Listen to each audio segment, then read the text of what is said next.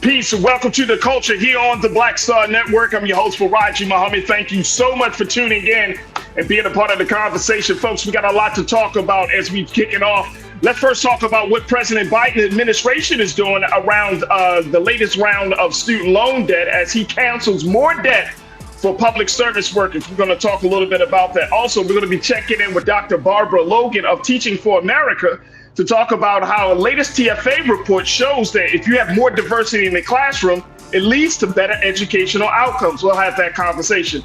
Also, let's talk about what is happening in the city of Detroit as one teacher of the month has been fired from her job simply because she was a rapper. I'm going to share with you the latest details of that and a little part of her video.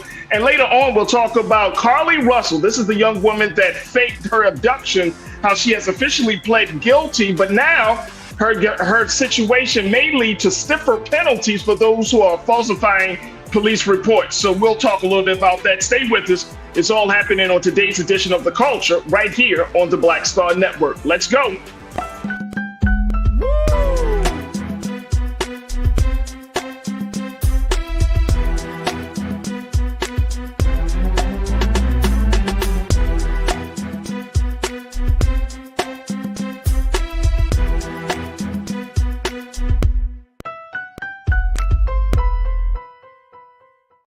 All right, folks, welcome to the culture here on the Black Star Network. I'm your host, Farajii Muhammad, and I'm so happy that you're joining us here today. It is officially March the 22nd, folks, and we are very excited about the conversations we got lined up for you. Now, we are streaming on a number of different platforms. First and foremost, check us out on our home platform of blackstarnetwork.com. Do your due diligence. Check us out on our website at blackstarnetwork.com. Download the app for free.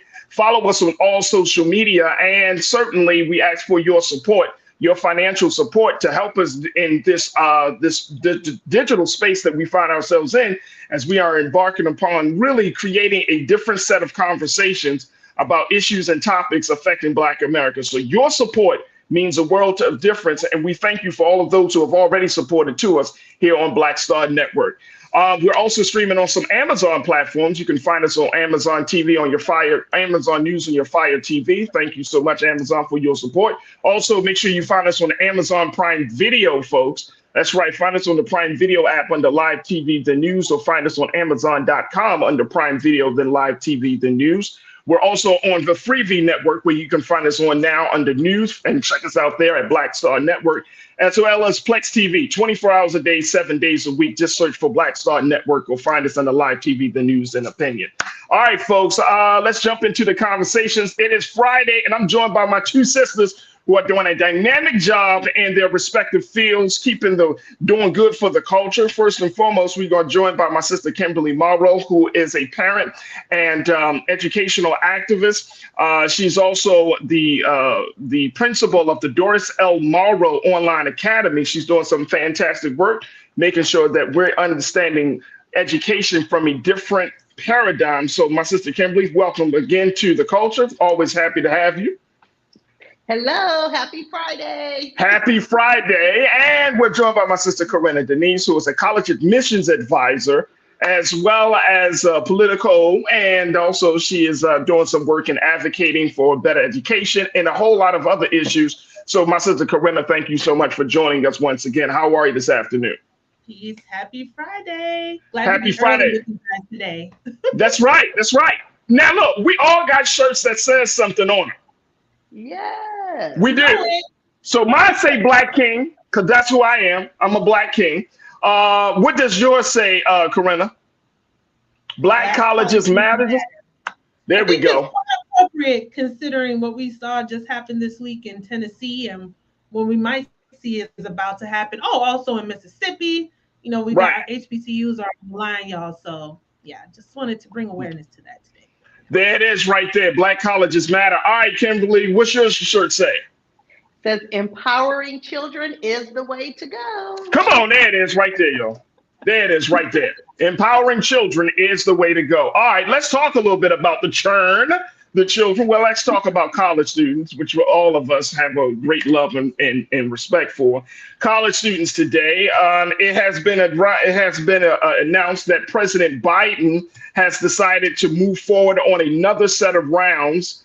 Not really about college students, but he has decided to cancel the debt of many public service workers, nearly 80,000 public service workers. And we're talking about teachers, firefighters, police officers, folks that are doing that great work, civil servants. He's decided to move forward in canceling their student loan debt. Big amount of money, talking about $6 billion. Kimberly, what's your take on this? I think this is a fantastic strategy, re-election strategy, because I read a couple of different data points. One in Forbes, it said a little over 50% of the US population had college degrees. That was as of 2021. And then another one I read said 37% of the US population has college degrees, which is still a significant number. So that means that the audience that needs to hear this will be hearing this. It's a significant number of people that are being impacted by this. So I think it's a great move on his part. It is. And I want to share with you what the president had to say. Let's go to quote 2, please, Lise, as we talk about this. Here's what the president said. Nearly 80,000 public service workers, including teachers and nurses and firefighters, will have roughly $6 billion in debt in student loan forgiveness Thursday. Now, look at this second quote. These public service workers have dedicated their careers to serving their communities, but because of past administrative failures, never got the relief they were entitled to under the law. Because of the fixes my administration has made, we have now canceled student debt for over 70,000 people, public service workers, compared to only about 7,000 public service borrowers ever receiving forgiveness prior to my administration. Why? And remember, that was one of his campaign promises. Yeah, absolutely. And so absolutely. He's showing us that he's fulfilling his campaign promise. So, and the timing is perfect. We're coming upon this election in a few months. So this is great. This is good news on his part. I'm glad he did it. And Corinna, is it really, I mean, and I agree with Kimberly on this, that it is about the timing of everything. But I kind of believe that he still would have done it, even if this was a quote unquote off year for the presidential campaign, just because was his campaign promise. Do you agree or disagree? Oh, no, I agree. I think the timing of it is just ironic. I mean, we know that the Supreme Court initially struck down his initial plan to kind of cancel a significant amount of student debt for everyone. But when that happened, the administration, they were very smart. They kind of said, okay, well, what can we do? So to, reference what you just showed, the quote by the president mentioned that, in the past, these are people who should have even had this debt relief because they're public service workers, and they did not. So it looks like they went in there to take care of a lot of the, end quote, past administrative failures. And now those folks have relief. So promise made, promise kept. I think the next step we got to look forward to, because we are in an election year, what I would like to say is that we got to make sure that they can continue to do this work and perhaps maybe eliminate more debt where it's for people who aren't just public service workers. But how does that happen? Basically, when SCOTUS struck down Biden's initial plan, they basically said, well, you know what, Congress would have to pass legislation to bring this to life. So we need to make sure that Democrats get a majority back and that the Senate can increase their Dem majority so that they could get that legislation to President Biden's desk. But yeah, absolutely. This is definitely a good thing. And I know people might have some issues with the president, but let me just tell you, this helps a lot of people out. This is a lot of money that is on the table. And when you're talking about moving further along, especially for our civil servants, Kimberly and Corinna, they aren't paid like goo gobs of money. You're talking about firefighters and police officers and things. Depending on the states, we might say, oh, that's comparable. But at the end of the day, based on what they do, they save lives. They go into burning buildings. They go into dangerous situations. And the last thing they need to be worried about is after they put in their time in to save other people's lives, that oh my gosh, they got to deal with debt. And this is good. This is really, really good. So I'm happy. Quickly, Farajii, they were essential workers per se, right? In the height of a pandemic. Yeah. Responders, firefighters, all these folks. So if anyone should definitely, and of course, we all deserve some student debt. I don't want to just put anyone into a category, but if we have the opportunity to at least relieve those folks who took care of us during the pandemic, then yeah, I'm all for it. Absolutely, all for it. All right, folks, we got to take a quick pause. When we come forward, let's check in with Dr. Barbara Logan of the Teach for America, as we're talking about a new report from TFA that says that if there's more diverse classrooms, that it will lead to better educational outcomes. We'll have that conversation up next, so stay with us. It's The Culture here on the Black Star Network.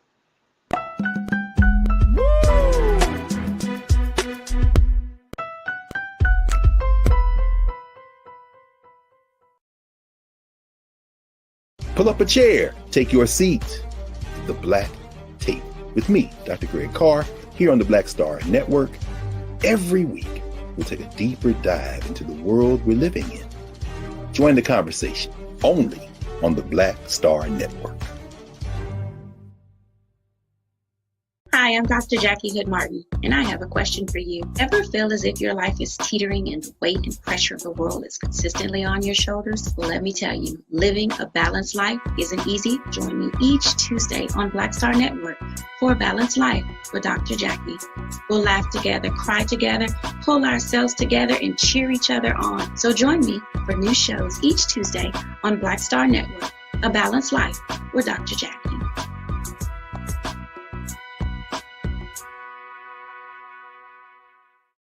Don't you think it's time to get wealthy? I'm Deborah Owens, America's Wealth Coach, and my new show on the Black Star Network focuses on the things your financial advisor or bank isn't telling you. So watch Get Wealthy on the Black Star Network.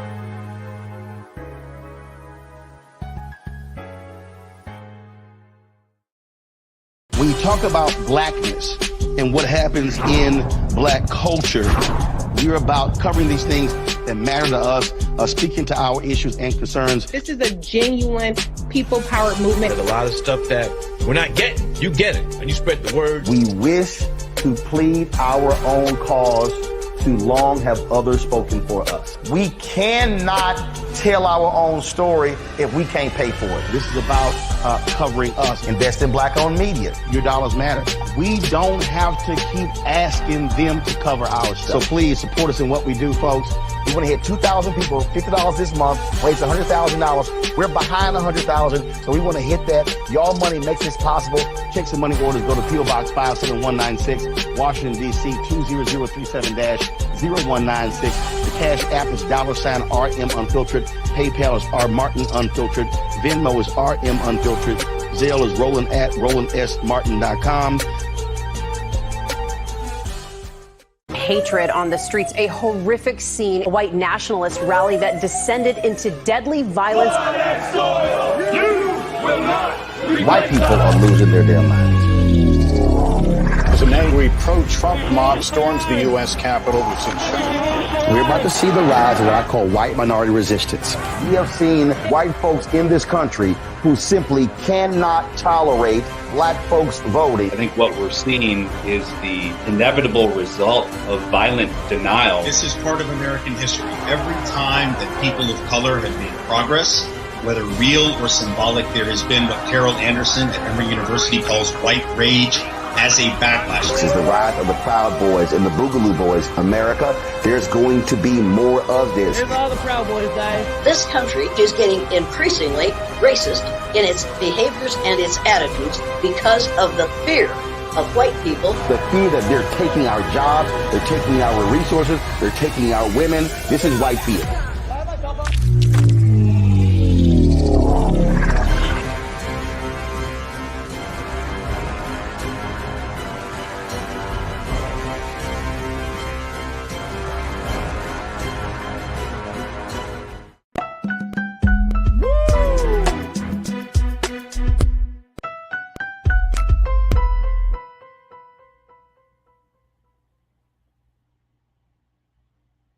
All right, folks, welcome back to The Culture here on the Black Star Network. I'm your host, Farajii Muhammad. I'm joined by my two sisters, Kimberly Morrow, who is a parent and educational advocate, as well as the principal of the Dorsey Morrow Online Academy. We're also joined by my sister, Corinna Denise, college admissions advisor as well. So, folks, thank you so much for tuning in. Big shout out to the Online Culture Crew. I didn't even say a big shout out to them in the beginning. Big shout out to the crew. Big shout out, crew. There we go. Y'all checking this out on Big Brother Roland Martin's social media, on his YouTube page and his Facebook page and on the X platform. So big shout out to all of the folks in the crew. Let's do this. While we're having this conversation, because, we're talking about education, talking about student loan debt, there is another conversation about, improving the classroom. And we have a very special guest I want to bring on in just a moment, but I wanted to get your take on this, both ladies. First, Kimberly, starting with you, as we're talking about improving better educational outcomes, or having those classroom metrics really being met by bringing more diverse voices into the classroom. How important is that? As one who has worked in the classroom, as one who has served as an administrator, you are a principal of an online academy. How important is it for that diversity to be present for students? Farajii, it's important not only for the students, Black and brown children who are in the classroom, but for all of the children in the classroom. The school where I was an assistant principal, actually that entire school district, but the particular high school where I was an assistant principal, there were only 3 Black people. 2 were male teachers, and the 3rd was me, who was the assistant principal. Wow. Yes. Wow. And there was about 2,000 students at the school. And I think the population of Black students was about 13 or 10%. Something, it is a small number. And then the population of Latino students was a little higher than that, maybe about 30%. But I said that to say that it's important in a lot of schools this is not in a city, I would call it a rural area. In the rural areas of major cities or states, the numbers are significantly lower because you tend to have African-American teachers in the city. I see it here in LA, I see lots of Black and Latino teachers. But when you move out of the city of Los Angeles and you start going to these other major cities or even smaller towns, the numbers of Black and Latino teachers, those numbers decrease. And absolutely, it's just as important to have them in those schools as well. Absolutely. Absolutely. Let me bring in our very special guest, Dr. Barbara Logan Smith, who is joining us. She serves as the Chief of Equity and Belonging for Teach for America. And Dr. Barbara, thank you so much for joining us here on The Culture. I put you on The Culture when you have 2 dynamic women, Black women, who are both in the educational field. So this should be a very, very exciting conversation. But Dr. Barbara, thank you for joining us. Talk to us about the role that you first played for Teach for America. What does it mean to be Chief of Equity and Belonging? I am so excited to be here. Everything that you all are talking about is so aligned with what I know and understand about this field. And so when I think about my work at Teach for America, my responsibility is really making sure that there is equity. People get that word confused a lot. In essence, what it means is, how are we considering each person who's walking into the space and what they need in order to be set up to thrive in the space, whether that is the space of being on staff or the space of being in our classrooms or the space of being learners in our classroom. How are we actually considering who people are and what they need in order to thrive in this space, and not saying everybody's going to get exactly the same thing, because everybody doesn't need exactly the same thing. And the belonging piece is really critically important. Folks think belonging is a new idea. The truth of the matter is belonging is a sociological, neurological, biological need that every human being has. And with it, you can have the experience of feeling safe enough to engage in ways that actually allow you to thrive and allow you to help create a world better than the one each of us found as we entered into this one. No, that's dope. I love that. That's dope. Why it sound like, Dr. Barbara, you were doing an interview with us? Like, man, you're trying to get the job since you already got the job. That's how you keep the job. You stay clear about what the job is. You already got the job. I hear that. Doc, when we're talking about this level of equity, you know, as you heard Sister Kimberly talking about just the small number of Black male teachers in the classroom and just the lack of diversity. It's like her and I, we're both in Los Angeles. So we're seeing all of these dynamics kind of playing out.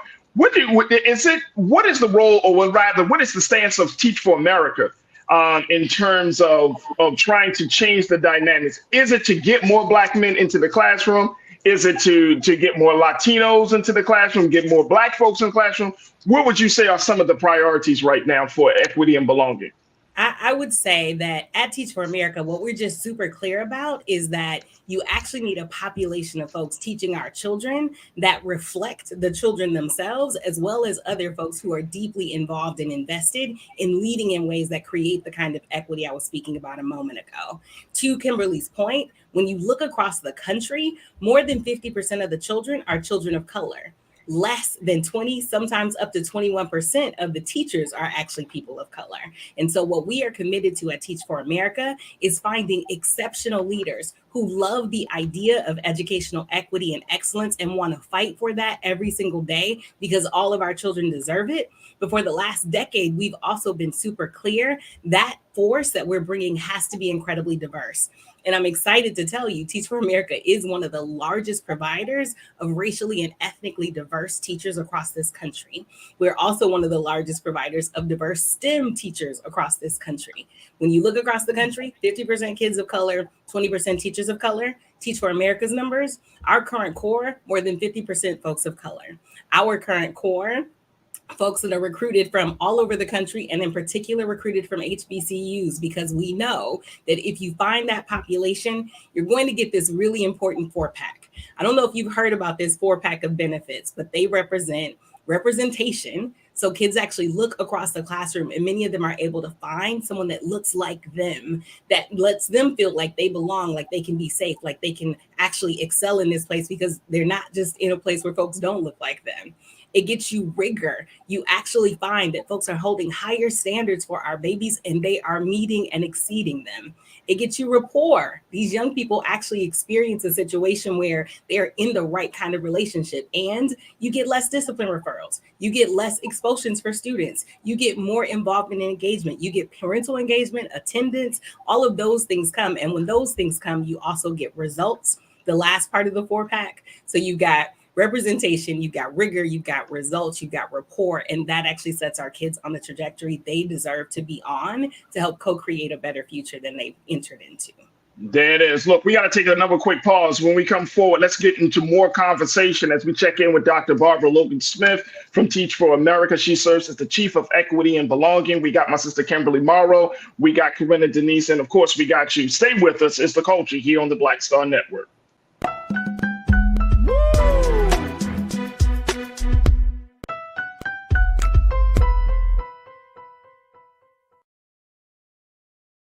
Hi, I'm Dr. Jackie Hood Martin, and I have a question for you. Ever feel as if your life is teetering and the weight and pressure of the world is consistently on your shoulders? Well, let me tell you, living a balanced life isn't easy. Join me each Tuesday on Black Star Network for A Balanced Life with Dr. Jackie. We'll laugh together, cry together, pull ourselves together, and cheer each other on. So join me for new shows each Tuesday on Black Star Network, A Balanced Life with Dr. Jackie.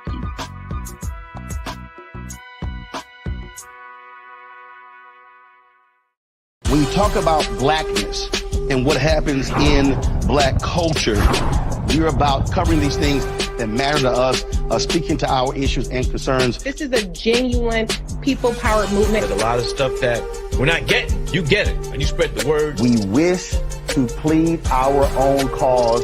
Too long have others spoken for us. We cannot tell our own story if we can't pay for it. This is about covering us. Invest in Black-owned media. Your dollars matter. We don't have to keep asking them to cover our stuff. So please support us in what we do, folks. We want to hit 2,000 people, $50 this month, raise $100,000. We're behind 100,000, so we want to hit that. Y'all money makes this possible.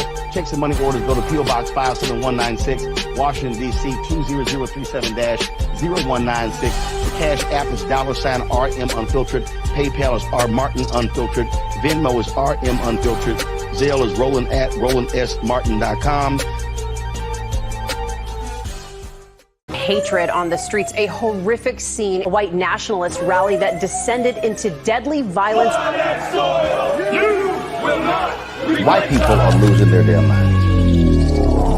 As an angry pro-Trump mob storms the U.S. Capitol, we're about to see the rise of what I call white minority resistance. We have seen white folks in this country who simply cannot tolerate black folks voting. I think what we're seeing is the inevitable result of violent denial. This is part of American history. Every time that people of color have made progress, whether real or symbolic, there has been what Carol Anderson at Emory University calls white rage as a backlash. This is the rise of the Proud Boys and the Boogaloo Boys. America, there's going to be more of this. Here's all the Proud Boys, guys. This country is getting increasingly racist in its behaviors and its attitudes because of the fear of white people. The fear that they're taking our jobs, they're taking our resources, they're taking our women. This is white fear.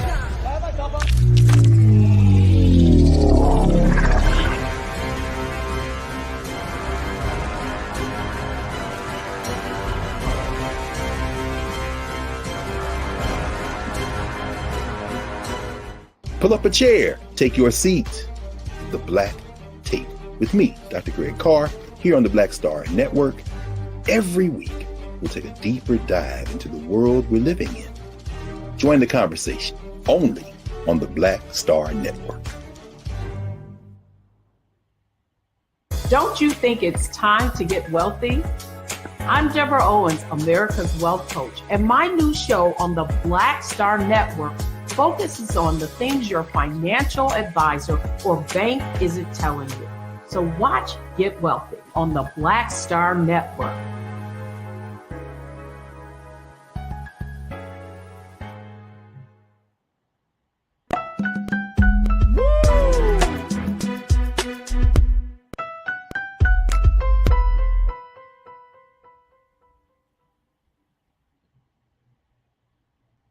All right, folks, welcome back to The Culture here on the Black Star Network. I'm your host, Farajii Muhammad, joined by my sisters, Kimberly Morrow, as well as Corinna Denise, as we check in with Dr. Barbara Logan Smith, who serves as the Chief of Equity and Belonging for Teach for America, talking a little bit about some of the challenges and some of the good things that are happening right now. But unfortunately, there are a lot of challenges that are on the table that Dr. Barbara is trying to overcome.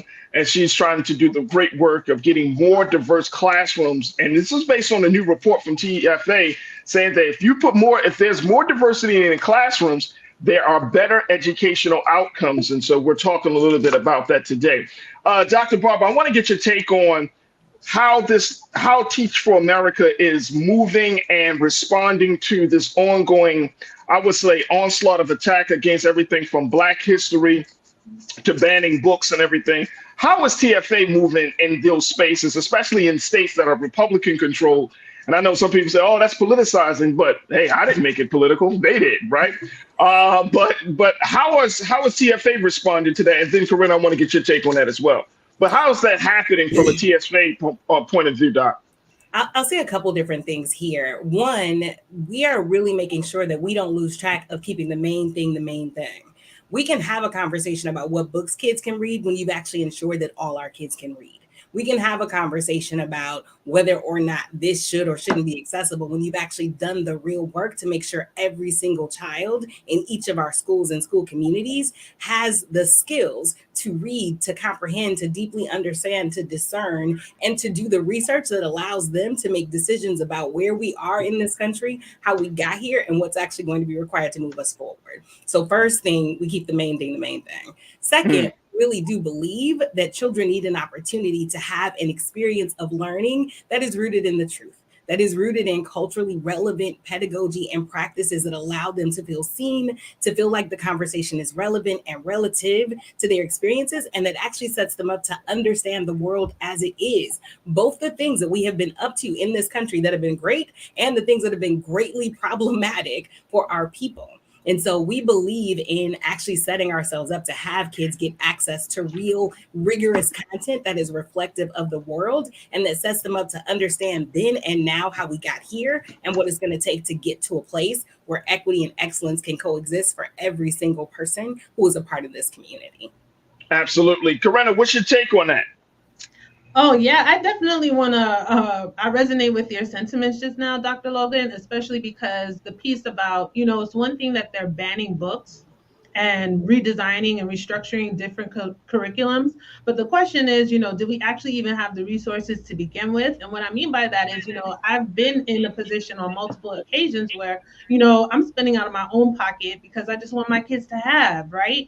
I'm fighting with administration to kind of have a budget for certain things I would like to do with my students. So, I think that's what you're speaking to when you're saying we have to make sure that the main thing, which is the foundational aspect of it all, works. Because it's one thing to say we're going to ban the books, but our kids reading at grade level. And we see, more often than not, especially with this recent pandemic, that a lot of them are behind. So, but one thing I do want to ask you about, considering this report, I've always noticed in every school I've worked in, there is a large deficit in male teachers, and specifically Black male teachers. And just based on you placing teachers with different schools throughout the country for Teach for America, can you just share a little bit about what might be a common denominator you're coming across as to why that particular group, Black men, are less in the classroom or even in administration across our schools in general? I deeply appreciate this question. I taught myself in Milwaukee Public Schools before working with schools and school districts across the country. And this trend has just been in place for a really long time. And we can go all the way back to the number of teachers who got displaced at the time of Brown versus the Board of Education, because there was a whole thing then when there used to be a lot more teachers of color, Black teachers in particular, or we can come up to today where there are just a number of barriers that get in the way. The stats on this are staggering. Nationally, 2% of teachers are Black men. And in the work that we've been up to over the last decade at Teach for America, I'm excited to say that 24.75% of our teachers that we bring this current year are actually Black men. So we've been up to this diversity thing and really serious and focused on it. And what we find are about 4 different things. One, the teaching profession overall, all the people who are out there doing this work with our babies, are situated to have low pay that doesn't actually set them up to build quality lives for themselves while they're trying to build that for our children. And so that's one of the things that we find as a barrier. Another barrier is that people see a Black male teacher coming and think, aha, this is the solution to any and every discipline problem that happens in this school. And so then investing in them and helping them build their craft, you find them dealing with unlimited numbers of behavior problems and challenges and being asked to take on more of that work and less of the teaching. And it actually ends up with a heavier emotional tax, a larger allostatic load, which is like the stress impact on the body. They end up in this space where they just end up doing a job that is above and beyond the job anybody else is being asked to do. And that is incredibly complicated. And then to your point, they end up getting passed up for opportunities for greater levels of leadership and can actually be pigeonholed into this one particular disciplinarian kind of role, all of which makes it hard. And then there are just the things that are hard about teaching in general, which is in many cases, we have not created the working conditions for our educators to thrive. They are being asked before and after the pandemic to do more and more with less and less. And that is complicated in a way that takes them out of the game. Absolutely. And it's interesting, Dr. Barbara, that you would think like a profession such as education and teaching, not to say that they should be, open to any and everybody, but they should be a little bit more lenient. And it's wild because I read stories, and we talk about it here on the show, of various teachers who get into situations, and you like, well, how did the district allow this to happen? And it's like, some districts are very strict, other districts are super lackadaisical, and there seems to be no consistency across, in determining who goes into the classroom and who doesn't go into the classroom. I know we got like 30 seconds before we take our next pause, but do you want to speak to that? What I would say is that we're all finding ourselves in incredibly rigorous conditions. And because I worked and led in Mississippi and Arkansas, leading Teach for America as the executive director, what I know is that the teacher shortages that used to just be in some of our most rural places are spread all over the place. And so we find ourselves with incredible need and incredible gaps in who is ready. And people like us are working alongside lots of other folks to figure out how do we widen this pipeline. Yeah, absolutely. We got to take another quick pause. Dr. Barber, if you can hold on just for a few more moments, I want to get your take on another issue that we're finding very, very common, especially among teachers. So we want to try and get your take on that and get some final remarks from you. Folks, we've been checking in with Dr. Barbara Logan of Teach for America, Chief of Equity and Belonging. Still got my sisters, Kimberly Morrow and Corinna Denise. And of course, I got you. Stay with us. It's The Culture here on the Black Star Network.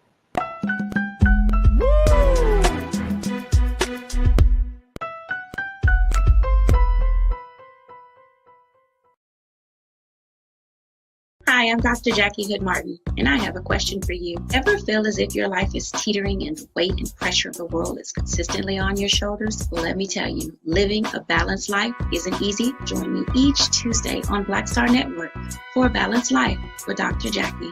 We'll laugh together, cry together, pull ourselves together, and cheer each other on. So join me for new shows each Tuesday on Black Star Network, A Balanced Life with Dr. Jackie.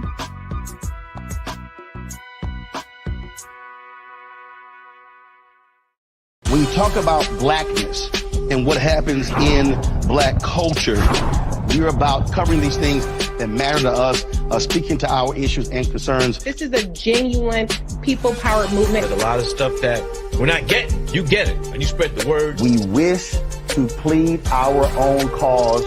Too long have others spoken for us. We cannot tell our own story if we can't pay for it. This is about covering us. Invest in Black-owned media. Your dollars matter.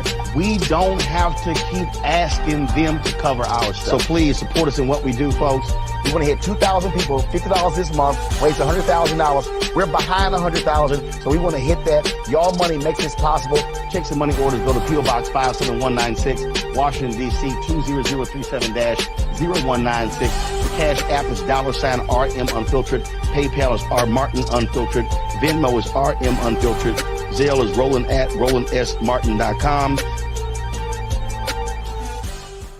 Hatred on the streets, a horrific scene, a white nationalist rally that descended into deadly violence. White people are losing their damn minds. As an angry pro-Trump mob storms the U.S. Capitol, we've seen We're about to see the rise of what I call white minority resistance.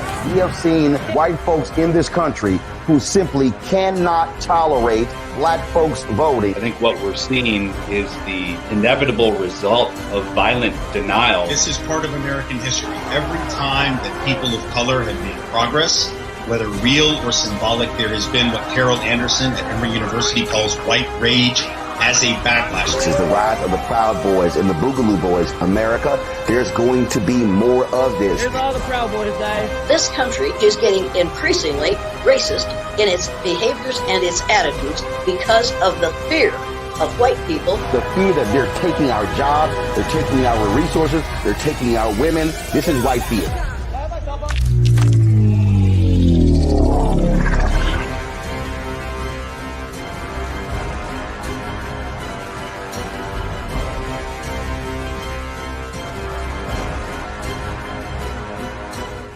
Pull up a chair, take your seat. The Black Tape with me, Dr. Greg Carr, here on the Black Star Network. Every week, we'll take a deeper dive into the world we're living in. Join the conversation only on the Black Star Network. Don't you think it's time to get wealthy? I'm Deborah Owens, America's Wealth Coach, and my new show on the Black Star Network focuses on the things your financial advisor or bank isn't telling you. So watch Get Wealthy on the Black Star Network.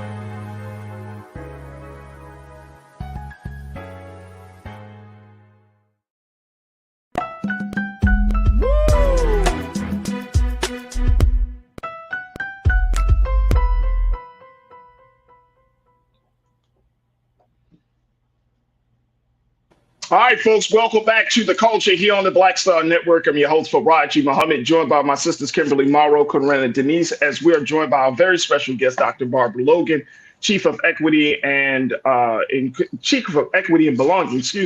for Teach for America, and talking to her just about some of the things and some of the issues, and more importantly, where Teach for America stands on some of these issues.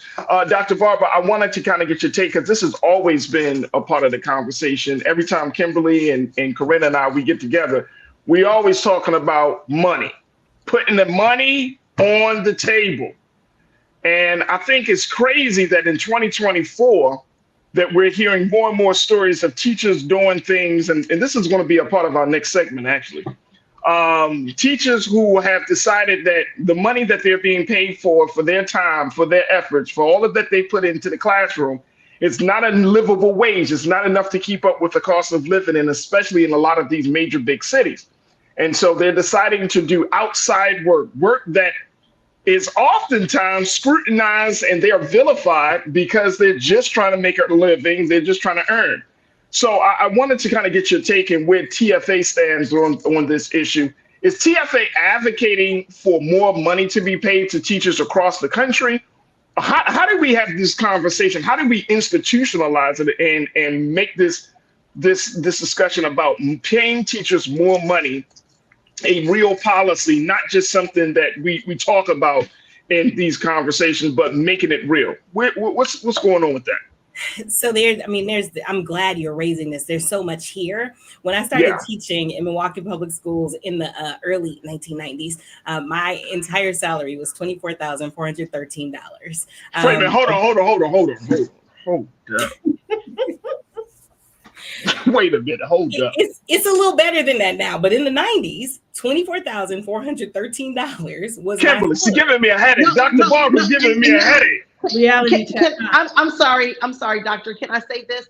Please. Farajii, she's not lying. When I first started teaching in 1996 in Charlotte, North Carolina, my first check that I received was $1,200 for the month.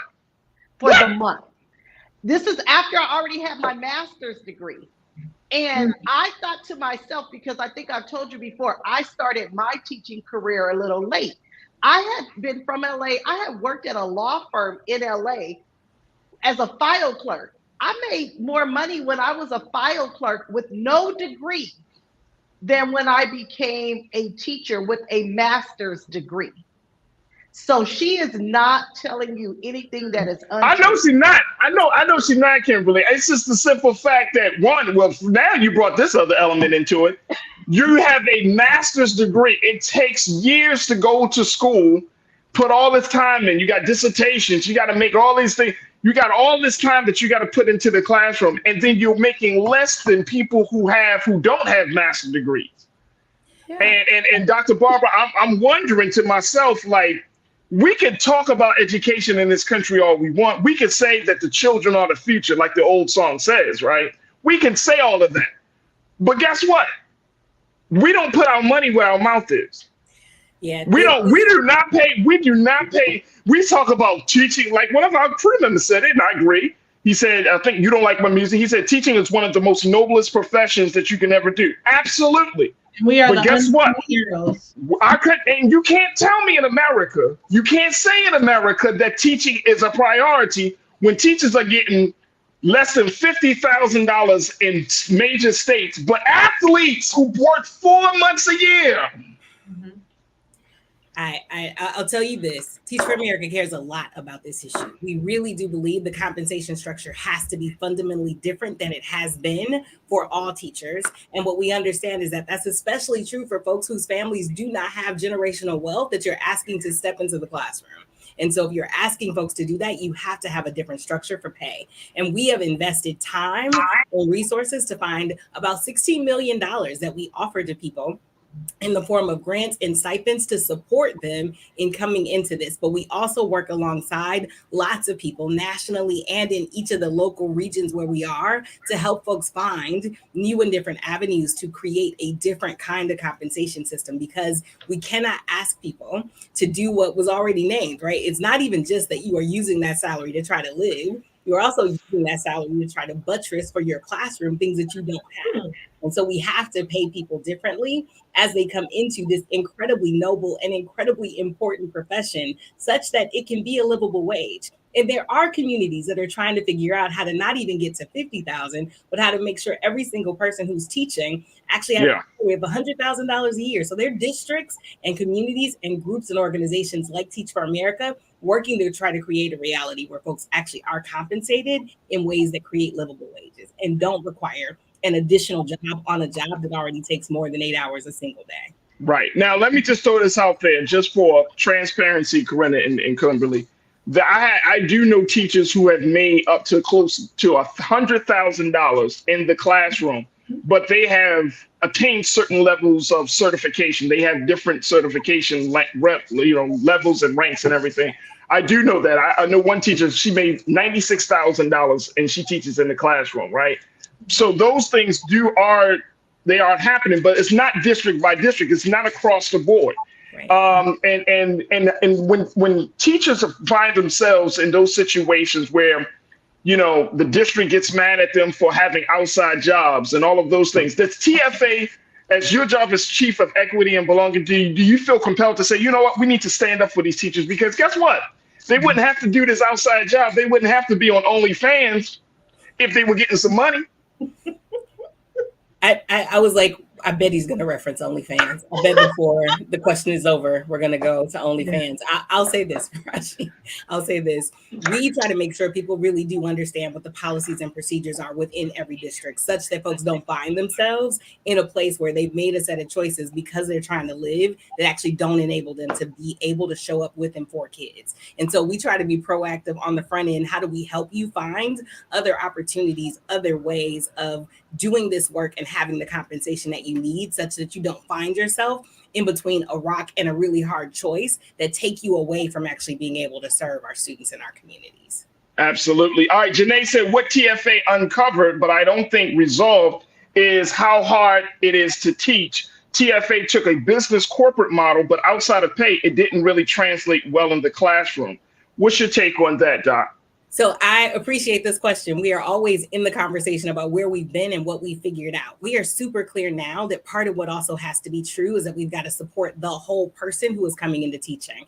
And I get why the reference to a business model, but the truth of the matter is I was with a set of folks today gathered in Chicago from all over the country in one of our conferences for our teachers, the people who are going to train and support our teachers. We are talking about wellness. We are talking about how to create communities of belonging, not only for the kids, but also for the teachers. We are talking about what it looks like to make sure folks really do understand how to teach and how to do it well. We are making sure that there's technology available to support folks, as well as coaches who show up in their classrooms and support their learning and their leadership. And so we have a really well-rounded process. Today, some folks are referencing things that might have been a part of our old ways of working. But today, if you become a part of Teach for America, you're going to be surrounded by a network, 70,000 strong nearly, and you're going to be surrounded by a set of supports that help you financially, as well as academically, as well as socially, to do this thing and do it well for kids.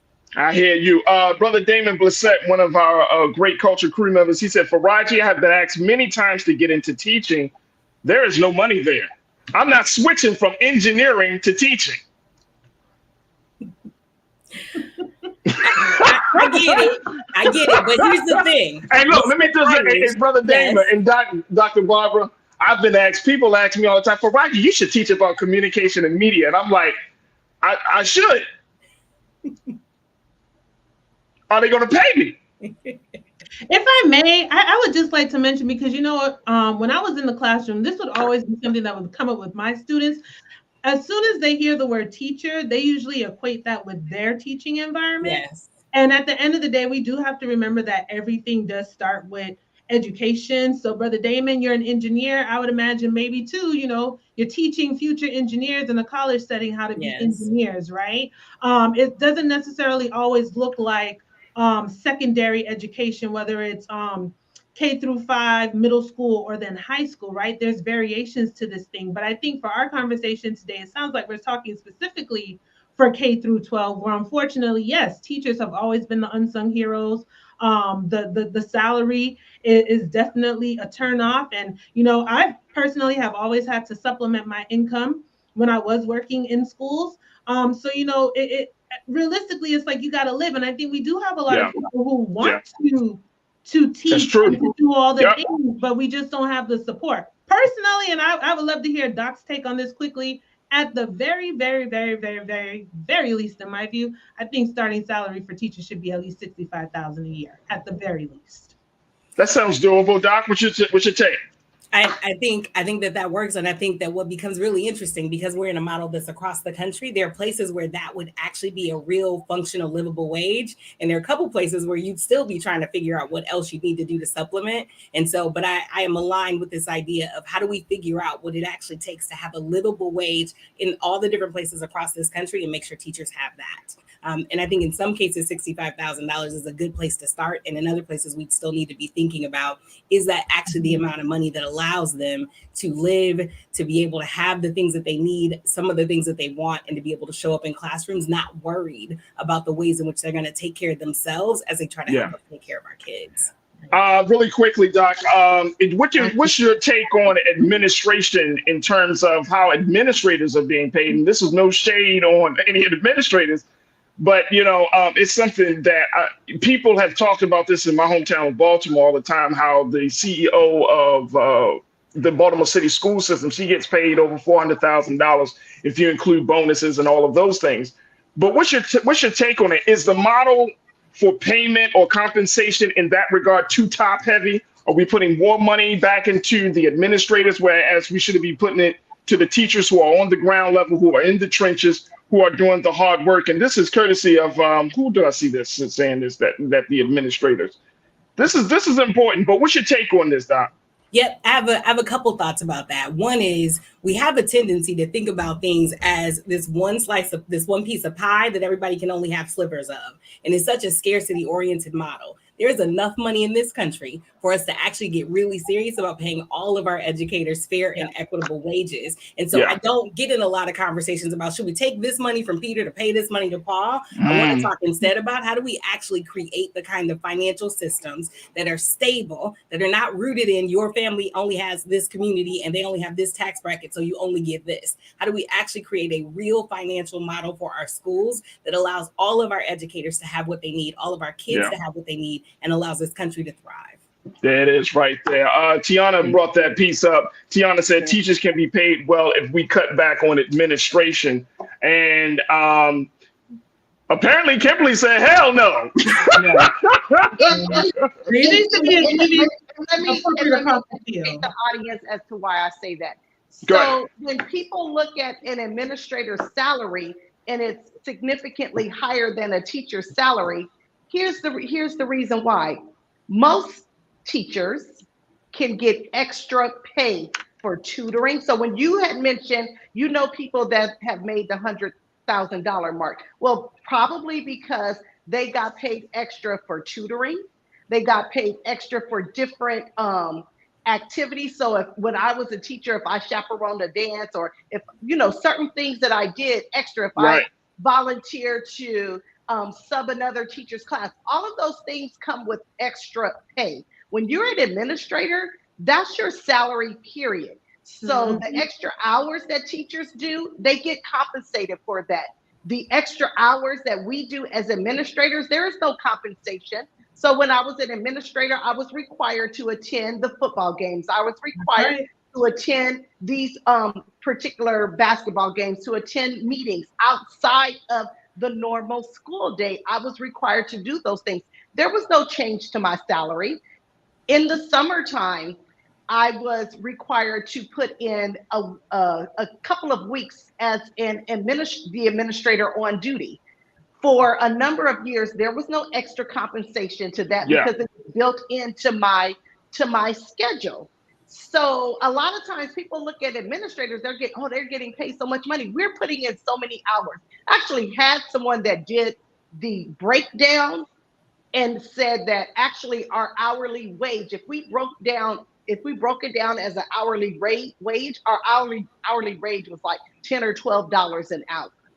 So that's that's a fallacy that they're getting paid so much money, but they're not doing a lot. We're putting in so many hours if you're an administrator, let me just say this. If you're an administrator worth your salt, if you're doing your job, which I consider myself to have been that administrator that did their job.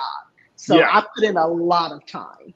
A lot of time away from your family, and more importantly, you have to really qualify yourself. If you're especially talking about as a principal level, hell, let's talk about at a district level, or if you're the superintendent of a school system, that's a lot of time. That's not light work. You know what I mean? That is a lot of time. Go ahead, Corinne, got 30 seconds.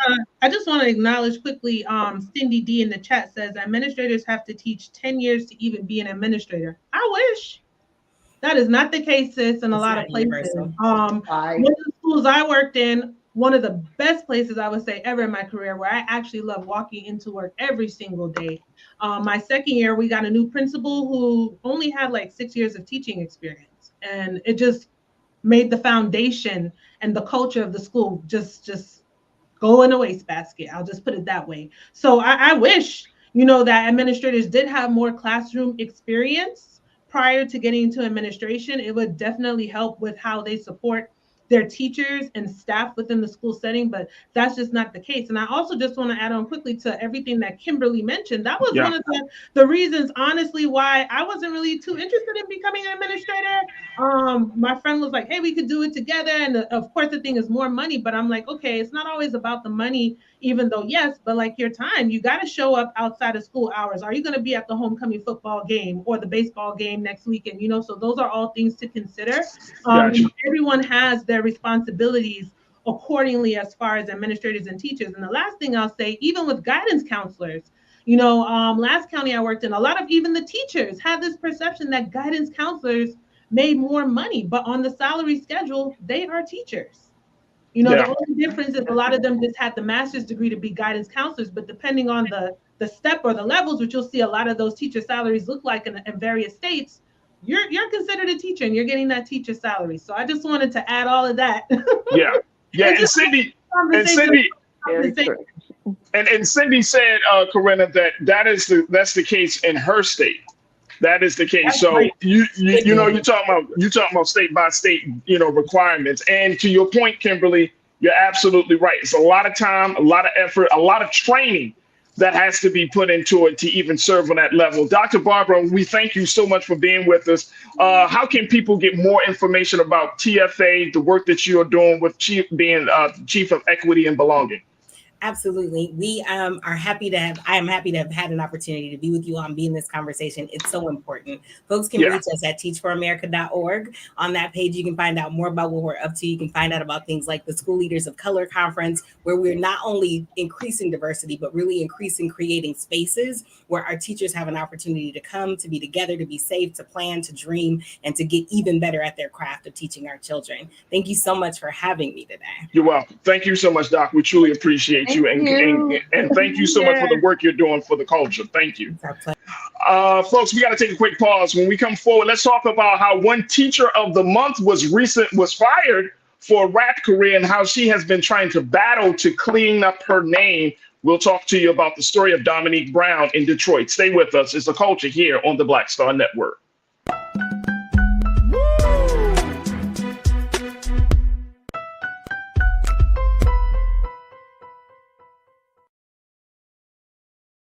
Hi, I'm Dr. Jackie Hood Martin, and I have a question for you. Ever feel as if your life is teetering and the weight and pressure of the world is consistently on your shoulders? Well, let me tell you, living a balanced life isn't easy. Join me each Tuesday on Black Star Network for A Balanced Life with Dr. Jackie.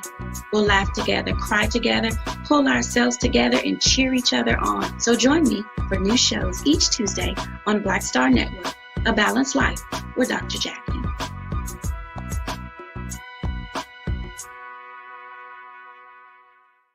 When you talk about blackness and what happens in Black culture, we're about covering these things that matter to us, speaking to our issues and concerns. This is a genuine people-powered movement. There's a lot of stuff that we're not getting. You get it, and you spread the word. We wish to plead our own cause too long have others spoken for us. We cannot tell our own story if we can't pay for it. This is about covering us. Invest in Black-owned media. Your dollars matter.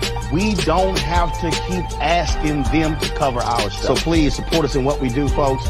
We want to hit 2,000 people, $50 this month, raise $100,000. We're behind 100,000, so we want to hit that. Y'all money makes this possible. Check some money orders. Go to P.O. Box 57196, Washington, D.C. 20037-0196. The Cash App is $RM Unfiltered. PayPal is R Martin Unfiltered. Venmo is RM Unfiltered. Zelle is Roland at RolandSMartin.com. Hatred on the streets, a horrific scene, a white nationalist rally that descended into deadly violence. White people are losing their damn minds. As an angry pro-Trump mob storms the U.S. Capitol, we've seen shootings. We're about to see the rise of what I call white minority resistance. We have seen white folks in this country who simply cannot tolerate Black folks voting. I think what we're seeing is the inevitable result of violent denial. This is part of American history. Every time that people of color have made progress, whether real or symbolic, there has been what Carol Anderson at Emory University calls white rage as a backlash. This is the rise of the Proud Boys and the Boogaloo Boys. America, there's going to be more of this. Here's all the Proud Boys, guys. This country is getting increasingly racist in its behaviors and its attitudes because of the fear of white people. The fear that they're taking our jobs, they're taking our resources, they're taking our women. This is white fear.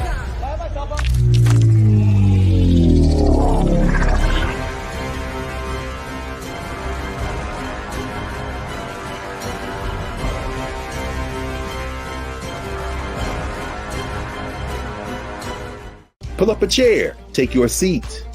The Black Tape with me, Dr. Greg Carr, here on the Black Star Network. Every week, we'll take a deeper dive into the world we're living in. Join the conversation only on the Black Star Network. Don't you think it's time to get wealthy?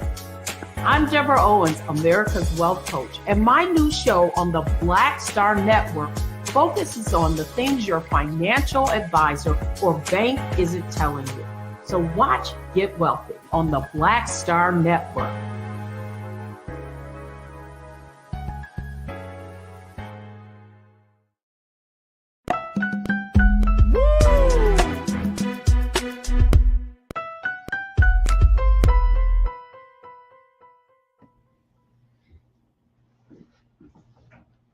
All right, folks, welcome back to The Culture here on the Black Star Network. I'm your host, Farajii Muhammad, joined by my sisters, Kimberly Morrow, Corinne, and Denise. Let's keep talking about teachers, y'all.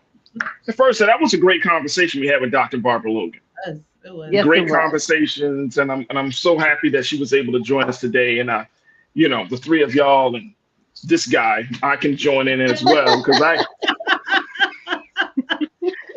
What was that about? You were saying you didn't want to be a teacher, Farajii? Or you know what? I'm gonna be honest with you. You want to hear? All right, very quickly.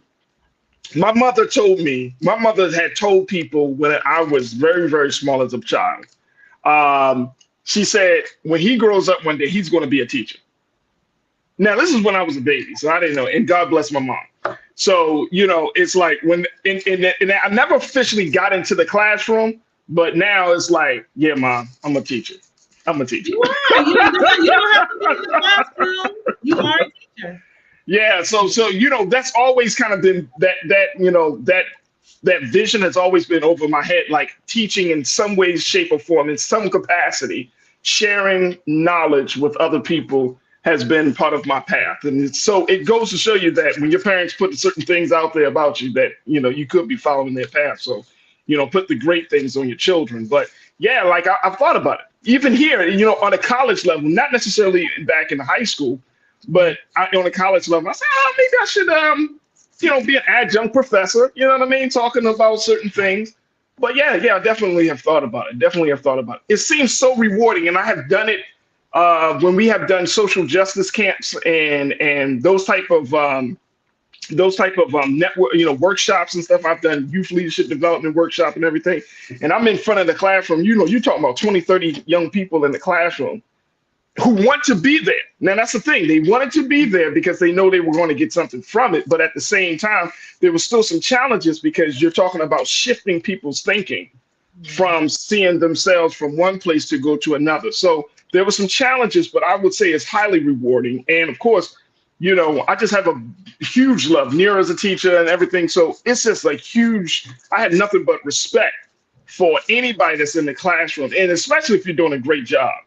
If you're doing a great job, if you're touching people's lives, if you're empowering and inspiring these children, by all means, you got my full support. It is not easy, and I think someone said in the chat, that is not a job for the weak-hearted. It's not like, oh, I couldn't be a chef, so let me just go in the classroom. Like, that is a calling to me. That is a calling. That is a calling. Would you mind if I just? No, go ahead, by all means. So my grandfather, the one I told you about before, who served in World War I, he was a graduate of Lane College, and he was a teacher. All of his daughters became teachers, and many of his grandchildren, to include myself, and I want to talk about two of my cousins, his grandsons, James Morrow in Georgia and Clausy Mighton in Arkansas, and it has been their careers. So both their mothers were teachers, their grandfather, and it's been their career. One became a principal. So there are Black men out there who love this profession. It was a calling for them, and they are doing very well. Yes, absolutely. Well, here's a story I think that we should take a look at, which is the story of a former teacher of the month. Her name is Dominique Brown. She's a teacher in the Metro Detroit area, a U.S. history teacher. She apparently was fired from her Taylor Preparatory High School job in October of 2023 after a student's parents became aware that she's a rapper. Now, according to local news and reports, when she wasn't doing her day job as a teacher, she had a rap career under the moniker Drippin' Honey. I don't know. Now, look, I pulled up. I don't know if, and I want my team to tell me, can we play her video just a little bit? Because it's a little explicit, though. I ain't gonna hold you. It's a little explicit. Here it is. This is Drippin' Honey. That's her in the red hair. Take a listen.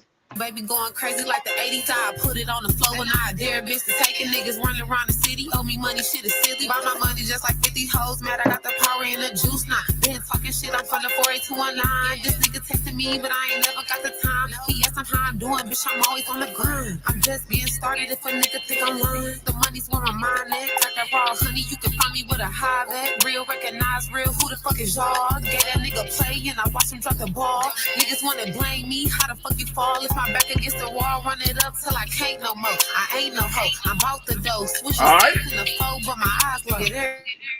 Wow. May I?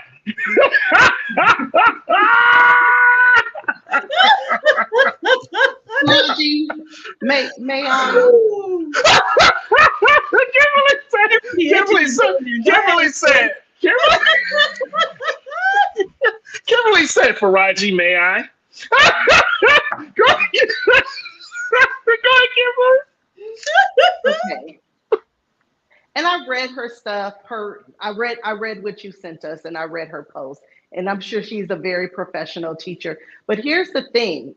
I don't know about her state, but I know in the state of California, there is a morals clause in our contracts that we do have to sign. And so, because we are to be held to a higher standard, again, I don't know about Michigan, but in the state of California, when we get our teaching certificate, there's a morals clause, and it really says that we are held to a higher standard. And depending on the district that you sign with, it's in that contract you sign as well. So, I am always in support of our Black teachers that I feel were discriminated against. But on this particular case, thing, I can't co-sign this. I cannot. I'm sorry. I cannot. Yeah. I'm not mad at it. I cannot. You know what? I just think that to your point, Kimberly, I guess there is a moral clause and it depends on where you live. Now, I would like to raise the question, do we think that Sis would still have her job if she did not have these explicit lyrics in her music? Or is it just the fact of the matter that, you know, she's on YouTube? Now, I would like to unpack this a little bit more. Like, what was the essence of them saying you're fired? Is it because she did not disclose this, you know, while teaching and to your point too, you mentioned in the article, a parent presented this information. One parent. And she also, one parent. And she also mentioned that she had a lot of parent support with this rap career, which is interesting, as well as the students. Now, it is, I don't know how it would feel. I don't know if I want my students seeing me on YouTube. I remember being on spring break and I run into one of them in the mall or something like that. I got like my spaghetti strap on or something, and they're calling my name. And, you know, when they see me eating like, you know, stuff like them, like Chick-fil-A, they're looking at me like I'm an alien, Farajii. I don't know how it is to then be seen on YouTube in the video. So I'm just wondering why. I don't know. I'm kind of ambivalent about this. I see the reasoning of why they would fire her, but I'm not really on the side of what is right and wrong, because y'all know me. I gotta unpack this thing a little bit more. Like, what's the morality clause in her state? You know what I'm saying? That is, you know what? And I'm glad, Kimberly, you brought that up. Kimberly is hot as hell right now. She is hot. I can't even get through the segment. I keep looking at her face. She is hot. She is a damn embarrassment. No, but I'm glad that, Kimberly, you brought up the morality clause, but it does show, like, that's a good question. Is it because she's a rapper, or is it because of what she raps about, right? Now, of course, this is based on a report. It says one parent did this. One parent said, look, this is unacceptable. Lana in the chat said, either you're going to be a teacher or you're going to be sexy red, but you can't be both. Thank you. Thank you. And if that one parent showed that video to the principal, that's all it takes. Mm-hmm. But how? Let me ask you a question though, Kimberly. And we got to take another quick pause. This young lady. Her name is Dominique Brown, y'all. She's in the city of Detroit. She was the teacher of the month. Yeah. She was teacher of the month. So either the standards of becoming teacher of the month is very low, or she really is doing some great things in the classroom outside. And were there even levels to this? Probably doing very good things in the. Oh, I'm sorry, we're talking over each other. I'm sorry, Kimberly. No, I was just saying quickly. I'm like, were there levels to this? Like, you know, was she automatically fired once the parents showed the YouTube video, or was it a matter of like, you know, you can't do both? And there was some, you know, I don't know if we got all the pieces to the puzzle, y'all. I just want to know what led up to the firing. I mean, I can't imagine it, unfortunately, that the parent would have came in here. Your teacher is twerking on YouTube, and then they were like, "All right, you fired." But no. Here's what she said. Here's what she said. Let's put up quote 3 real quick. Let's put up quote 3 real quick, Lisa. And I'm going to just share this, and then we got to take a quick pause. She said, the first meeting was with my dean and my principal, and they were just telling me, hey, a parent said they seen your social media and that you're a bad influence because you're a rapper. Now, she believes she is being discriminated against. She continually asked for the complaint against her in writing, but to no avail. She requested that the complaining parent visit her in the classroom to see how professional and exceptional she is at her job and how she goes above and beyond for her kids, even buying them food when needed.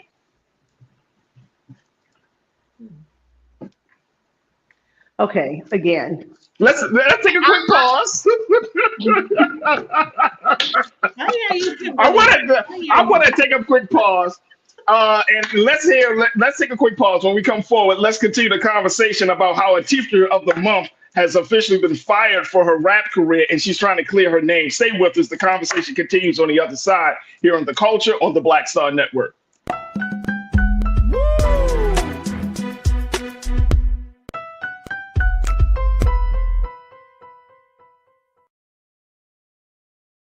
Hi, Hi, I'm Dr. Jackie Hood Martin, and I have a question for you. Ever feel as if your life is teetering and the weight and pressure of the world is consistently on your shoulders? Well, let me tell you, living a balanced life isn't easy. Join me each Tuesday on Black Star Network for A Balanced Life with Dr. Jackie.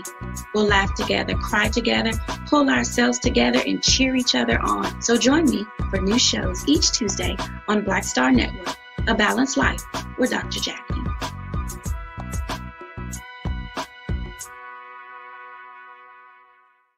When you talk about blackness and what happens in black culture, you're about covering these things that matter to us, speaking to our issues and concerns. This is a genuine people-powered movement. There's a lot of stuff that we're not getting. You get it, and you spread the word. We wish to plead our own cause.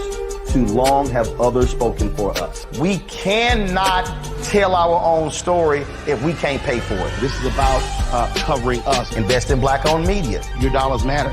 We don't have to keep asking them to cover our stuff. So please support us in what we do, folks. We want to hit 2,000 people, $50 this month, raise $100,000. We're behind 100,000, so we want to hit that. Y'all money makes this possible.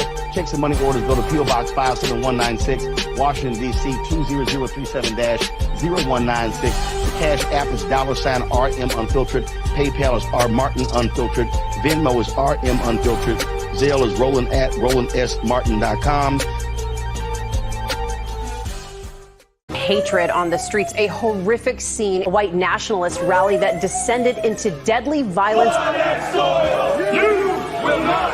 White people are losing their damn minds. As an angry pro-Trump mob storms the U.S. Capitol, we've seen We're about to see the rise of what I call white minority resistance. We have seen white folks in this country who simply cannot tolerate black folks voting. I think what we're seeing is the inevitable result of violent denial. This is part of American history. Every time that people of color have made progress, whether real or symbolic, there has been what Carol Anderson at Emory University calls white rage as a backlash. This is the rise of the Proud Boys and the Boogaloo Boys. America, there's going to be more of this. Here's all the Proud Boys, guys. This country is getting increasingly racist in its behaviors and its attitudes because of the fear of white people. The fear that they're taking our jobs, they're taking our resources, they're taking our women. This is white fear.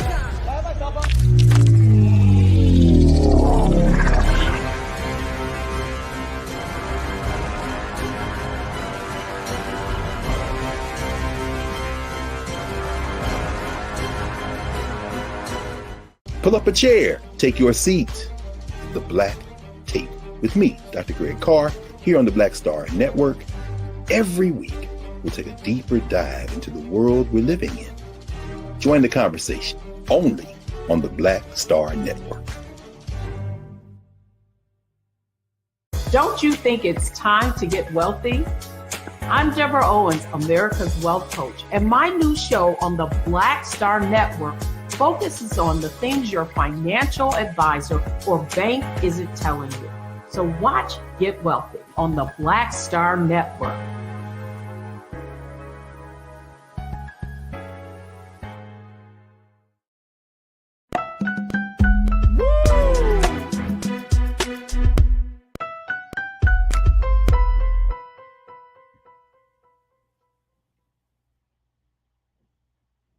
All right, folks, welcome back to The Culture here on the Black Star Network. I'm your host, Farajii Muhammad, joined by my sisters, Coretta Denise and Kimberly Morrow. We're talking about the big story of former Teacher of the Month, Dominique Brown, who performs under the pseudonym Drippin' Honey. She was a U.S. history teacher at Taylor Prep High School in Detroit, and she was fired in October of 2023. For the past 5 months, let me give y'all some more details on this situation. For the past 5 months, she said she's been in meetings with administrators trying to clear her name, trying to fight for her role and all of those things. Well, that video that we showed you, this video was filmed in February of this year, and I had to dig a little deeper. It includes some of her old students.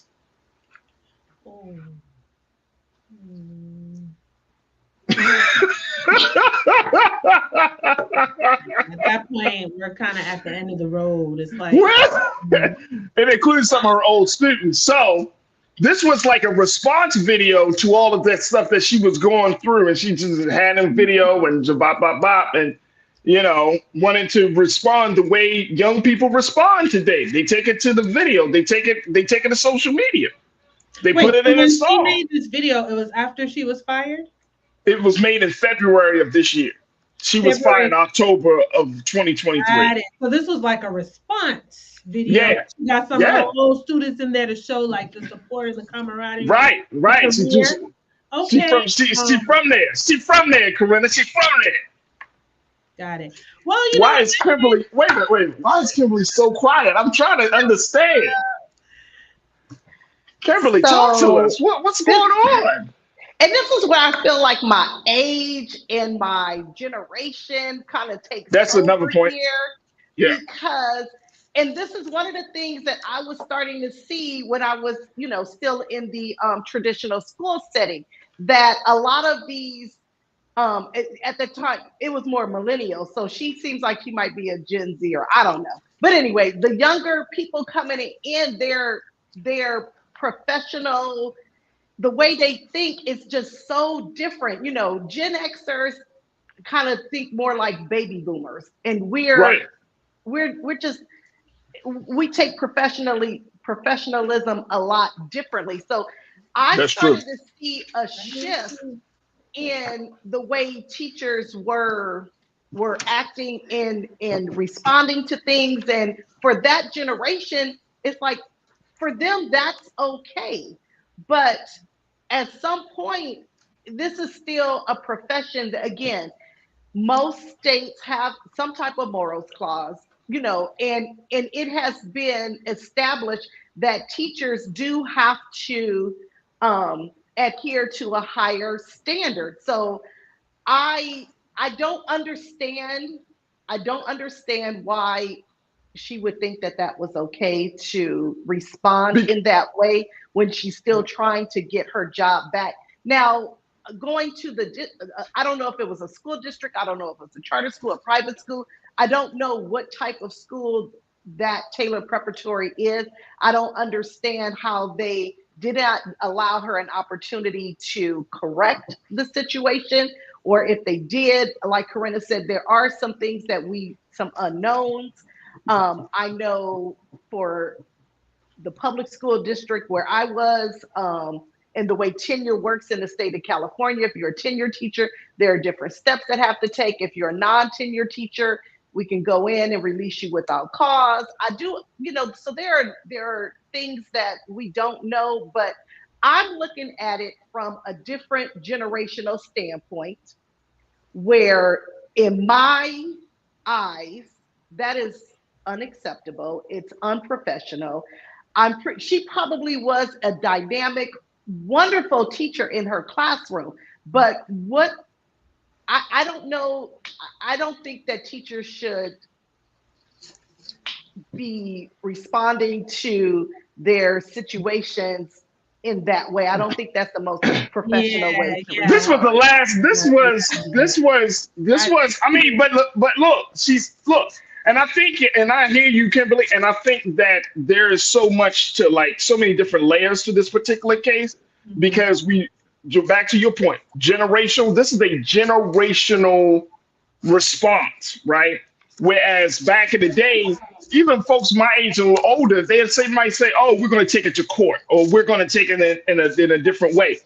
This generation is saying, oh, I'm going to take it to the court of public opinion. I'm going to take it to TikTok. I'm going to take it to social media, right? And this is what institutions, whether it's the school system, any profession, is going to have to kind of be prepared for, because people are going to air their grievances. Look, and I think the rise of social media, the rise of like YouTube and everything, is because people feel like they don't have a voice. They don't have a place to really vent, right? Especially when it comes to major institutions like a school district or to the powers that be. So folks go to social media, and guess what? Social media welcomes that type of stuff. We want to hear people's problems, to the point that it's like it becomes the thing. Now, does it guarantee that anything will change? No, doesn't necessarily do that, but it does bring awareness to some things, and it takes that person and catapults them to another level. You know what I'm saying? This is what one of the things that our sister Dominique Brown said. She said, quote, "My outside life should not be grounds for termination when it does not interfere with my ability to fulfill my responsibilities as a teacher. My dedication, professionalism, and passion for education have always been unwavering, regardless of any personal pursuits I may have." Oh, Farajii, one thing quickly that I recalled reading the article earlier today. She did say that she specifically asked for this to be in writing, the reason for her termination, to no avail. So that's why I'm ambivalent, because it's like, well, okay, what are the grounds for actually firing her? It's not, so that's what I'm kind of trying to raise a point to right now. And the fact that they have refused to give it to her in writing, and just on a personal note, I have been in that position where I'm like, I would like to have this in writing, please. And I've had to ask more than once, why do I have to do that? So I think that raises an eyebrow or two to the yeah, school. I think so too. The young woman being in a situation where she's not responsive, with the video with her former students. So I think, there's something wrong on both sides here. Yeah. Concerned, and to be clear, why she was terminated. There's no due process. Well, again, I'm speaking for California. I don't know about Michigan. Right. But if it's similar in the state of California, if you are a tenured teacher, you are correct. You would need a reason. If you are untenured, you have no tenure, I can say you're gone. I don't have to provide cause. So again, yeah. I don't know those details. Yeah. I don't know those details.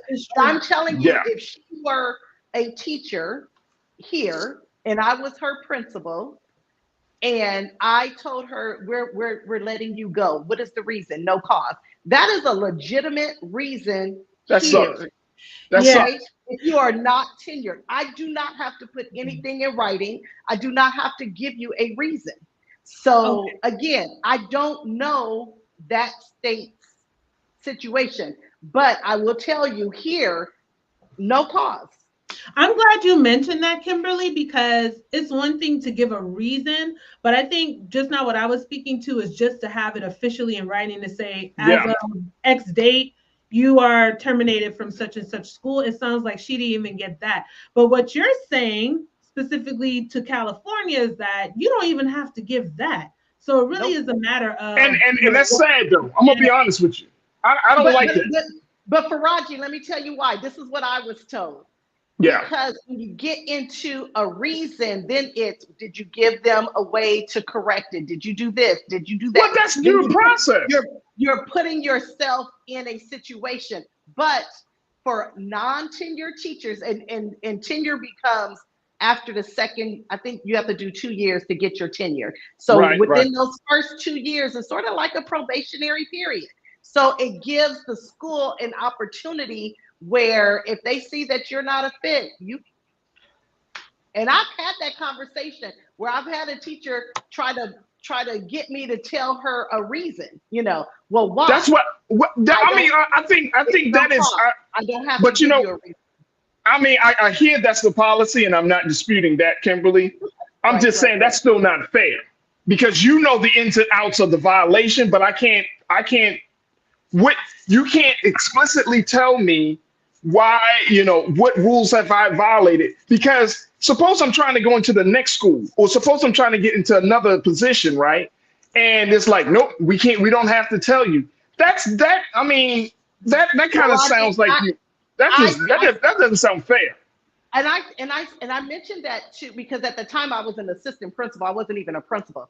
And I said that to the principal. I was like, well, it seems like I should be able to tell them so they'll know. And he said, do not do that, because then you open us up to litigation.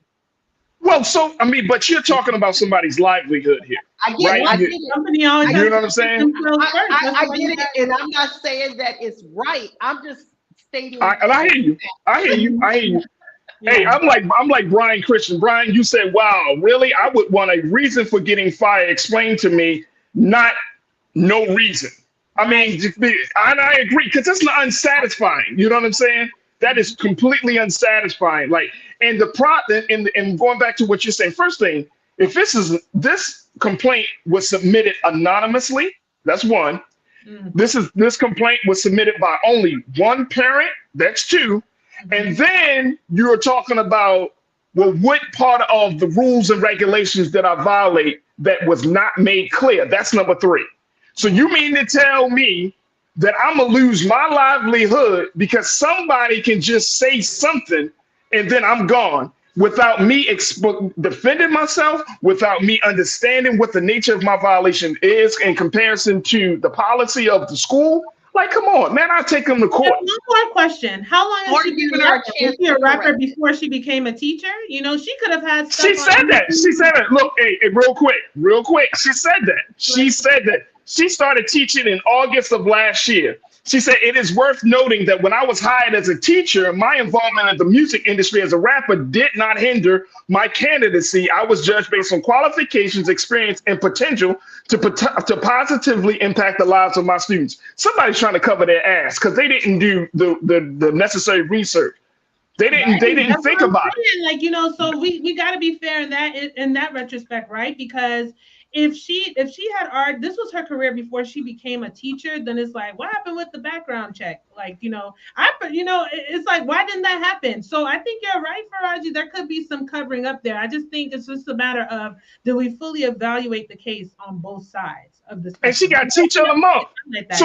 So wait a minute. You mean to tell me all of the submissions for Teacher of the Month, and they say, okay, we're going to give it to Dominique Brown. Nobody says, no, let's just make sure she's on the up and up.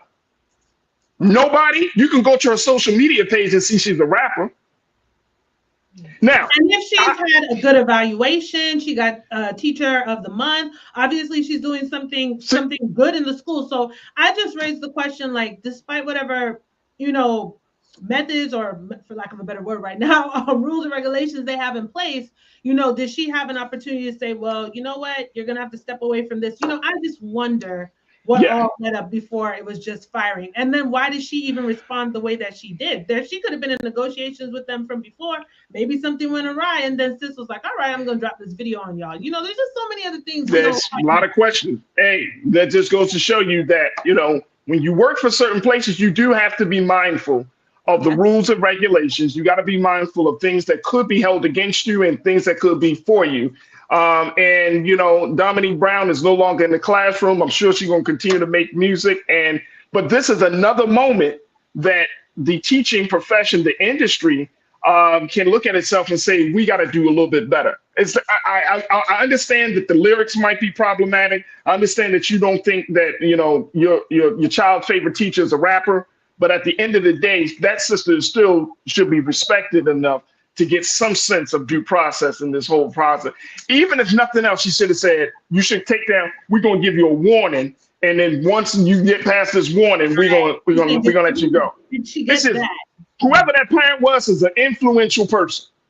Whoever that parent was is somebody that must give money to the teacher, to the principal, to the school. It's an influential person. Because not one, you mean to tell me one complaint, but then you got other teachers who got multiple complaints and still in the classroom. Man, come on. Get out of here with that. Come on, man. Stop throwing this little sister under the bus. Farajii, but they're probably tenured. It is so hard. I get it. It is so hard to remove a tenured teacher. There's a lot of nepotism that happens too. Oh, I get it. I totally get it. All right.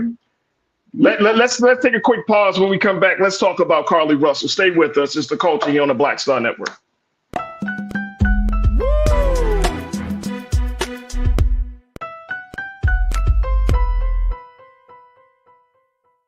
We wish to plead our own cause. Too long have others spoken for us. This is an opportunity for us to be able to speak to our issues. Y'all better understand something real quick. We ain't going nowhere. It is a continual battle that we see all across this country. Revolution will not be televised. The revolution will be streamed. All momentum we have now, we have to keep this going. He makes sure that our stories are told. Roland Martin's doing this every day. You can't be black-owned media and be scared.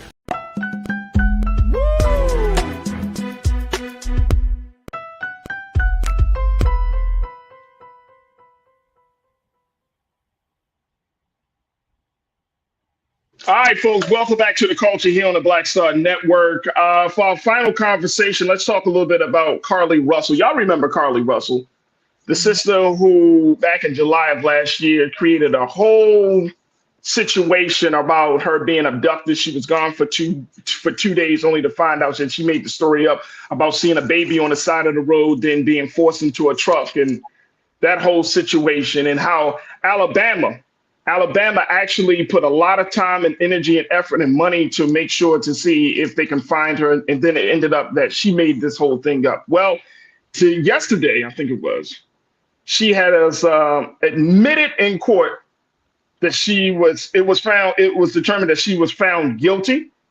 And she said that she, quote, made a grave mistake while trying to fight through various emotional issues and stress. And that's what led her to create this hoax about her fake abduction. As a result of that, folks, she is required to pay the Hoover Police Department nearly $18,000 in restitution, along with 100 hours of community service, 12 months of probation, and continued mental health counseling. That's a lot. However, Chief Nick Durzis in Alabama, in the county that she's in, said that the restitution money is barely a third of the almost $50,000 worth of resources that law enforcement used while searching for her. And they're saying that he's very disappointed. She got the jail sentence that was suspended, so she won't spend any time in jail. And she said she got the 100 hours of community service, $17,800 of restitution, which is really probably about a third of the money that was spent, and then some mental health counseling. And so Chief Durzis is looking to advocate for a stiffer penalty against those who file false reports, and to make it from a misdemeanor to a felony. I knew this was going to happen. I knew this was going to happen, y'all. I knew this was going to happen, Corinna. I knew this was going to happen, that because of what that Black sister said and what she did, and the county that she's in, the state that she's in, as a result of that, she created a precedent for a stiffer penalty, for much more strict laws. Talk to me, Corinna. I know this is something you were very passionate about. Let me just share this very quickly. Alabama lawmakers are looking to change the punishment, y'all. So if this happens in the future, the punishment will be more severe, according to State Bill 2024, SB 24. It proposes that falsely reporting a kidnapping charge change from a misdemeanor to a Class C felony, which could carry up to 10 years of jail time, folks. 10 years. Now, Chief Durzis said that he has spoken to the legislation and he hopes to get the bill passed soon. He said, I think we're well into that now, and I think that's going to come into law in October. So if anyone pulls these shenanigans again, there'll be a stiffer penalty. Man, oh man, damn.